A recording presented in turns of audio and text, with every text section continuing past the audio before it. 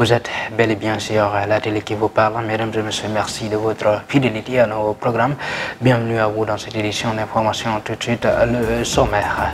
La motion de censure déposée par les députés de la coalition Yewwi Askan Wi tombe à l'eau. Mamadou Lamine Thiam et le PDS n'ont pas voté cette motion de censure. Mais les parlementaires de Yewwi Askan Wi n'ont pas également fait de cadeau au PM Amadou Ba. Ousmane Sonko annonce une grande mobilisation dans les prochains jours, mais aussi le retour du concert de casserole. C'était à l'occasion de la conférence de presse organisée par les membres de sa coalition ce mercredi. Enfin, à Thiès, travaux d'extension des devoirs routières. Après des semaines de travaux, les impactés dénoncent un deux poids deux mesures. Reportage à suivre dans ce journal. Les fâches internationales et sportives viendront clôturer ce journal. Encore une fois, bonsoir et bienvenue à tous.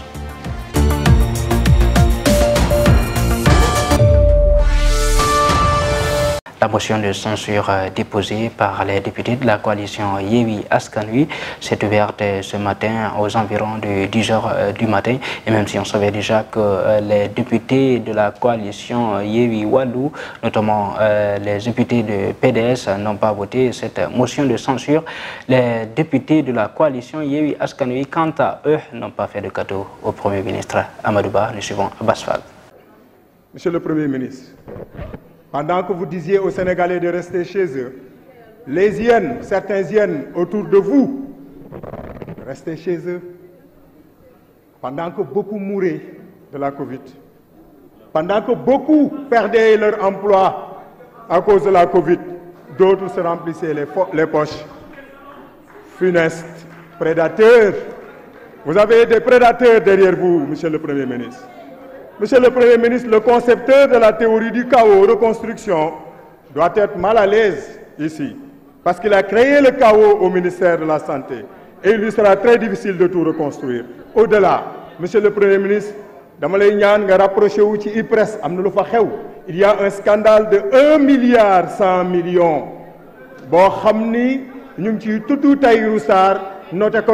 Enquête. Foncier toujours, Monsieur le Premier ministre. Monsieur le Premier ministre, vous êtes le symbole de la continuité de l'injustice avec des forces occultes tracées par un ministre de l'Intérieur qui est derrière vous. Et ce ministre de l'Intérieur oublie que parmi ces forces occultes, il y a une avocate de renom qui a été citée. Monsieur le Premier ministre, encore une fois, nous retrouvons ce funeste carnassier qu'est Mamour Diallo dans un complot en tant que pire et pur scénariste qui se noie dans l'affaire Sud Beauté.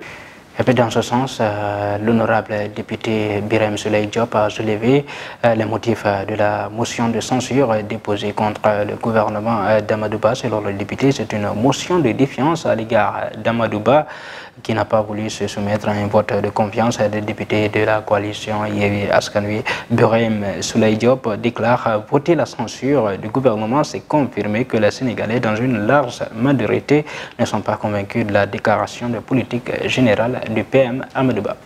Au terme du vote de la motion de censure, 55 sur 165 députés ont voté pour la motion. En conséquence, l'Assemblée n'a pas adopté la motion de censure contre le gouvernement d'Amadou Ba. Le président de la conférence des leaders de Yewwi Askan Wi, en l'occurrence Ousmane Sonko, a lui-même présidé la conférence de presse organisée par les membres de sa coalition ce mercredi. Le prétexte a été bien entendu l'arrestation de deux de leurs camarades députés que sont Massata Samb et Mamadou Niang. Le président Ousmane Sonko, dans son discours, appelle à une forte mobilisation dans les prochains jours et envisage même le retour du concert des casseroles. Ousmane Sonko, le président du PASTEF. Que tout le monde se tienne prêt. Quand l'heure va sonner, nous allons combattre Macky Sall. Cette terre nous appartient tous parce que l'avenir d'une nation appartient à la jeunesse. Dieu ne vous mettra jamais un fardeau sur la tête. Le Sénégal aurait dû changer il y a cela longtemps. La France est ce qu'elle est aujourd'hui parce qu'il y a une révolution derrière, les États-Unis également, et de même que les autres nations. Si le président Macky Sall est dans la bonne voie, nous l'accompagnons bien entendu. Mais ce n'est pas le cas et il veut nous imposer sa force. Ça ne marchera pas. Nous le ferons face. Dans les prochains jours, nous appellerons à un grand rassemblement pour la démocratie et la liberté des détenus politiques. et nous relancerons ensuite le concert des casseroles. Et chaque concert sera un référendum. Si vous n'êtes pas d'accord sur le troisième mandat, sortez et tapez votre casserole. Société à présent dans ce journal, les travaux d'extension de voies routières à Thiès ont démarré depuis plusieurs semaines. Seul bémol, les impactés dénoncent une politique de 2 poids 2 mesures sur une situation qui risque de s'envenimer. Reportage. Les travaux d'extension des voies routières sur l'axe Mbour 1, Mbour 2, Fayou, Sofraco, Grand Standing ont démarré depuis plusieurs semaines. Seulement, ces travaux ont déclenché un torrent de critiques de 2 poids 2 mesures sur les impactés. Gars, ils ont liggéey ci kaw nekk ci côté gauche bi. Bañ démé ba ci wara def rond-point bi ñu ñëw ci côté droite bi. Fekk xagna amna ay ponkal yu dëkk ci kanam.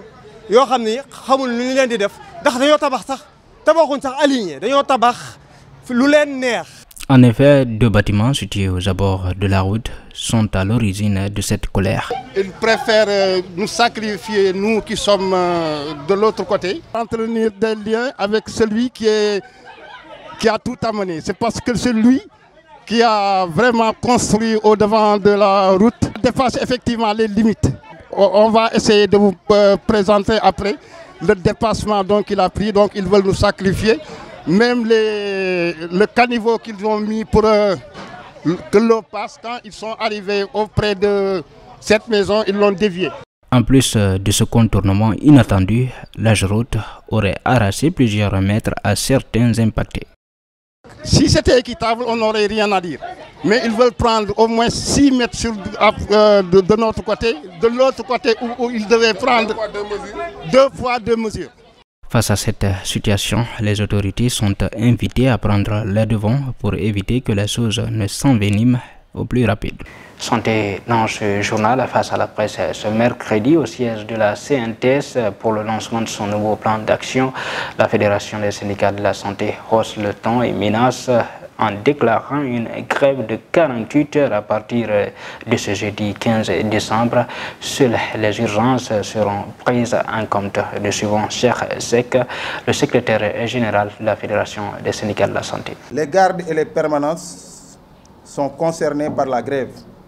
La rétention d'informations reste en vigueur et un dépôt de préavis est prévu à compter du lundi 19 décembre pour couvrir l'année 2023. Sans respect du service minimum, seules les urgences seront assurées. Vendredi 16 décembre sur l'ensemble du territoire national. Aucune autre action de lutte n'est à exclure. Nous avons constaté que depuis la signature de l'accord du 10 mai 2022 avec le ministre des Finances, Abdoulaye Daouda Diallo, le ministre d'alors, nous avions l'impression que certaines personnes cherchent à pourrir l'atmosphère. Sinon, comment comprendre qu'au moment où la fédération a décidé de suspendre son mot d'ordre de grève depuis la fin du mois d'octobre, des coupures intempestives et des ponctions sur les salaires sont opérées par des techniciens du ministère des Finances, surtout pour l'indemnité d'itinérance, qui n'avait rien à voir avec une nouvelle création. C'est une indemnité qui existait bien avant, que les gens menaient des activités de vaccination dans les amont ou en tout cas des zones reculées, ce qu'on appelait la stratégie avancée, où il y avait une augmentation qui est passée de 15 000 à 30 000. On s'est levé un bon matin, on a coupé pratiquement à beaucoup de personnes cette indemnité. En plus de cela aussi, il y a eu des coupures liées à des faits de grève. Mais comment on peut continuer à couper, à ponctionner des salaires alors que les gens n'étaient même pas en grève? Le journaliste Pape Alignan, enfin libre. La lutte de la presse a porté ses fruits. L'État a finalement cédé la pression des journalistes et populations. Le journaliste d'investigation a bénéficié d'une liberté provisoire ce mercredi 14 décembre après 38 jours en tôle. Pour rappel, le patron de Dakar Matin avait entamé une grève de la faim pour dénoncer son arrestation et sa détention arbitraire à la prison de Sébikotane. Maintenant, place à la page internationale. Sommet États-Unis-Afrique, Joe Biden salue une coopération étroite avec l'Afrique. Corruption présumée au Parlement européen, la Grecque Eva Kaili reste en prison. Enfin, crise politique au Pérou, l'état d'urgence décrété sur l'ensemble du territoire péruvien.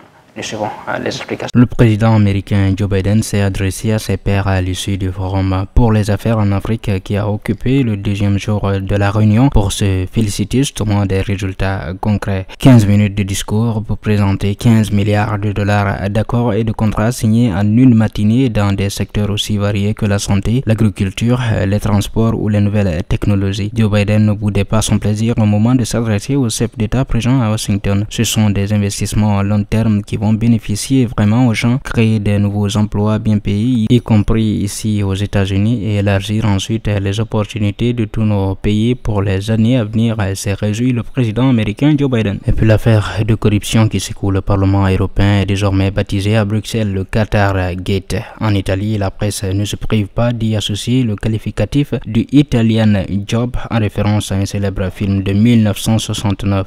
Les Italiens sont prépondérants dans cette affaire, mis à part Eva Kaili, l'ancienne vice-présidente grecque du Parlement européen. L'enquête avance pendant ce temps à Bruxelles où une première audience est tenue devant un juge ce mercredi 14 décembre. La Chambre du Conseil est l'instance qui en Belgique décide du maintien des inculpés en détention préventive. Ce mercredi, la Chambre a décidé de laisser repartir libre l'un des 3 hommes qui ont corrompu. 2 autres restent sous les verrous, à savoir d'abord Francesco Giorgi, le compagnon d'Eva Kaili, et ensuite l'ancien député Pierre Antonio Panzeri. Enfin, au Pérou, après une première indiscrétion du ministre péruvien de la Défense, le gouvernement a finalement officialisé ce mercredi 14 décembre la déclaration de l'état d'urgence dans tout le Pérou et pas seulement le sud. L'état d'urgence a été déclaré pour 30 jours en réponse aux manifestants qui exigent la libération du président déchu Pedro Castillo, la dissolution du Congrès et l'organisation d'élections générales anticipées. Les faits de violence et de vandalisme, les routes bloquées sont des actes qui obligent à une réponse ferme et autoritaire, a précisé le ministre de la Défense, Luis Alberto Otto Rala. Concrètement, le droit de réunion est suspendu ainsi que la liberté de circulation et l'inviolabilité des domiciles. Le gouvernement évalue actuellement la possibilité d'instaurer un couvre-feu. À présent, place à la page sportive. Ligue Port, la Ligue 1 sénégalaise et la Ligue 2 observeront une trêve durant le CHAN qui se joue en Algérie dès janvier prochain. Malgré l'élimination aux portes de la finale, Walid Regragui a préféré retenir la performance exceptionnelle du Maroc dans cette Coupe du Monde.